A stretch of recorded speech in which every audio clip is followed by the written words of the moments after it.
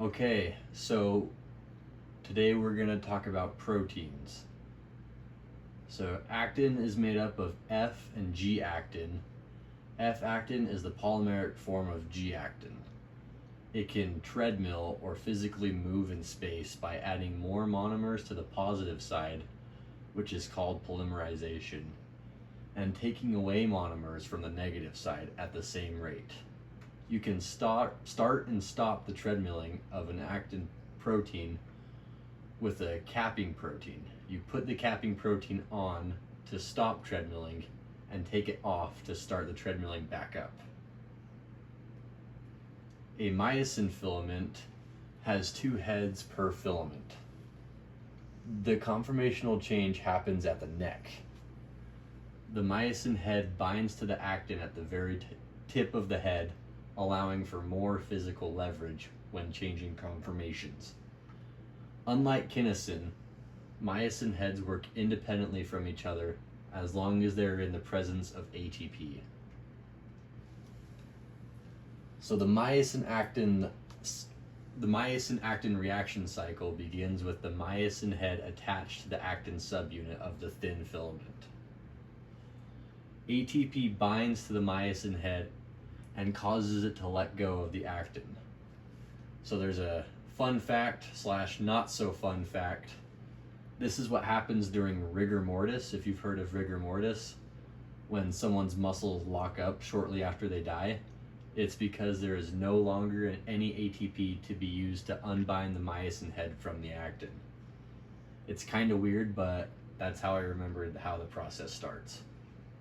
So step 3, hydrolysis of ATP causes the myosin head to cock back, kind of like a loaded spring, and that also increases myosin's affinity for actin. And step 4, myosin grabs onto an actin again, but this time a little bit further away, so closer to the positive side of the actin. Step number 5, myosin binding to the actin causes the myosin head to snap back and release its ADP and inorganic phosphate. And then last step is just you are ready to start the cycle back again. So now let's talk about kinesin. It transports cargo by holding onto the cargo with its light chains, so the smaller ones. And it walks along the microtubule with the heads, or the bigger ones. The process by which kinesin walks along the microtubule goes as follows. Step 1, ATP binds to the leading head, causing it to swing the trailing head forward. Step 2, the new leading head, the yellow one, binds to the microtubule and releases its ADP. Step 3, the new trailing head, or the orange one, that one's ATP gets hydrolyzed to ADP and inorganic phosphate. And that causes it to let go of the microtubule. And then you're ready to repeat the process. This is a progressive step, unlike myosin, where it just acts by themselves. These kinesin heads have to work together in order to step. So now we're talking about microtubules. Alpha globulin and beta tubulin, both globular proteins, they join together into a dimer of about 6 beta sheets and 12 alpha helices. The beta tubulin in blue has a guanine that is exposed and can be hydrolyzed. The bottom protein is called the alpha tubulin, and its guanine is kind of hidden, so it can't be hydrolyzed. And then these dimers stack into protofilaments, and they're usually about 13 protofilaments line up to make a microtubule. Just like with, let me go back, with actin, it will add to the positive end faster than the negative end. Okay, next we're going to talk about intermediate filaments. So basically 2 hydrophobic alpha helices, which are made up of amino acids, if we forgot. They call them residues. They join together at each other's hydrophobic spots.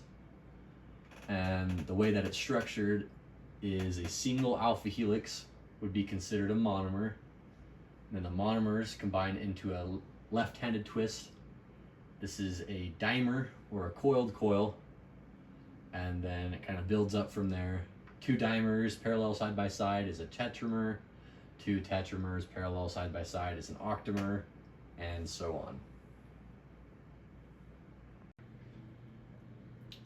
So on to collagen.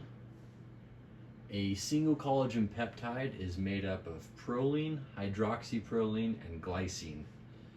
And that twists left-handed instead of forming something like a normal alpha helix due to being made up of cyclical structures of proline and hydroxyproline, as well as the smallest amino acid there is, glycine, allowing them to kind of smush together.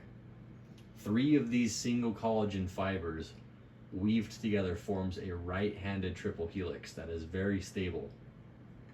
And it's stable due to these peptide chains being actually interwoven, not just wrapped together.